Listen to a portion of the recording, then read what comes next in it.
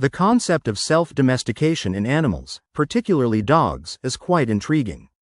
One prominent theory suggests that dogs began their domestication journey by scavenging around human settlements, especially garbage dumps. This theory posits that less aggressive wolves were more successful at scavenging near humans, leading to a natural selection process favoring those with friendlier and more cooperative traits. However, some researchers argue against this dump theory. They suggest that the domestication of dogs was more complex and involved active cooperation and emotional bonds between humans and wolves long before the existence of human waste dumps. This perspective highlights the psychological and neurobiological similarities between humans and dogs that facilitated their close relationship. Overall, the self-domestication hypothesis emphasizes that the evolution of dogs from wolves was likely driven by a combination of factors, including reduced aggression and increased sociability.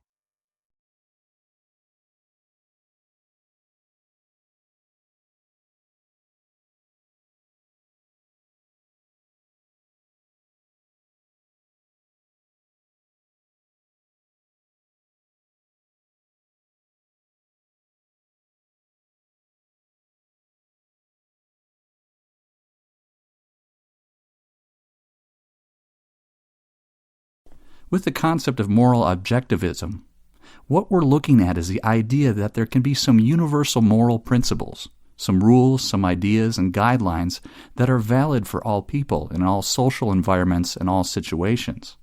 The idea that we can essentially have some signposts or a roadmap to guide behavior is going to be consistent across all individuals.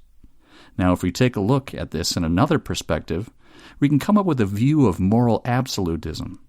In the area of moral absolutism, basically, what we have is illustrated on the right-hand side of this slide is a very firm and unyielding boundary between what is right and what is wrong.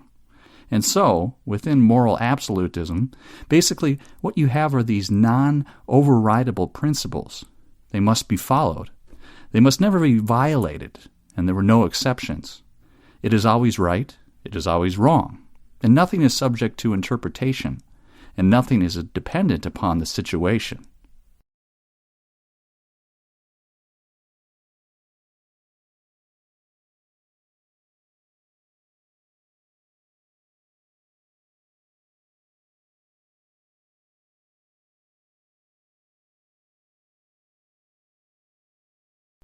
We have a long history to research on hospital design and patient recovery.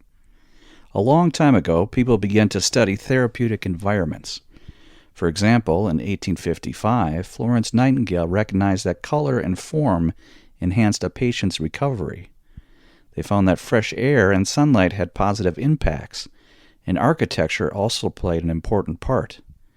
Views of the hospital's backyards can help patients rest well and sleep fast, and can also help relieve their stress and pain easily because of the pleasant feelings caused by nature. Being visited by friends or family members can help patients be better off sooner, as well as living alone in a single room. 90% of patients and nurses in hospitals agree that well-designed hospital environment links to recovery rates.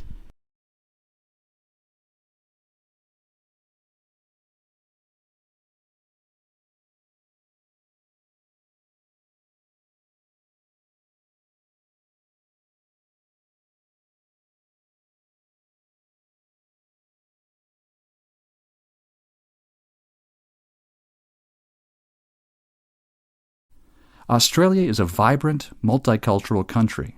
It is home to the world's oldest continuous cultures, as well as Australians who identify with more than 270 ancestries. It mentions that Australia has the oldest culture of residence, and a quarter of the people in Australia were born overseas. Migrants make an enormous contribution to Australia's economy and provide an estimated fiscal benefit of over $10 billion in their first 10 years of settlement. Despite legal protection, too many people in Australia continue to experience prejudice and unfair treatment because of how they look or where they come from. Most new migrants say they feel a strong sense of belonging to Australia, and that this feeling deepens over time.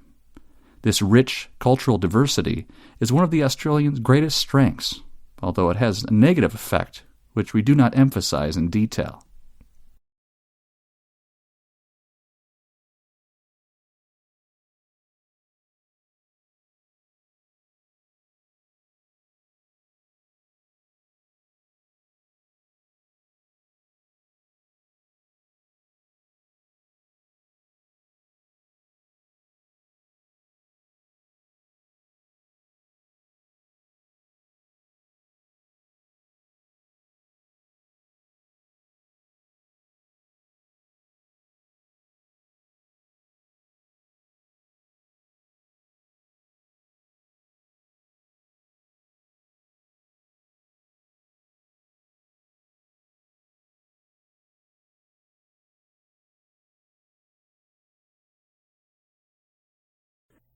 This is a new memory learning memory. It is a good thing for you to get enough sleep, and a bad thing for you if not. People need to sleep before learning, and people also need to sleep after learning. When you are asleep, the memory can consolidate all the information into your brain. From this point, it may only get worse. Not only will I tell you about the wonderfully good things that happen when you get to sleep, but the alarmingly bad things that happen when you don't get enough, both for your brain and for your body. Let me start with the brain and the functions of learning and memory, because what we've discovered over the past 10 years or so is that you need sleep after learning to essentially hit the save button on those new memories so that you don't forget.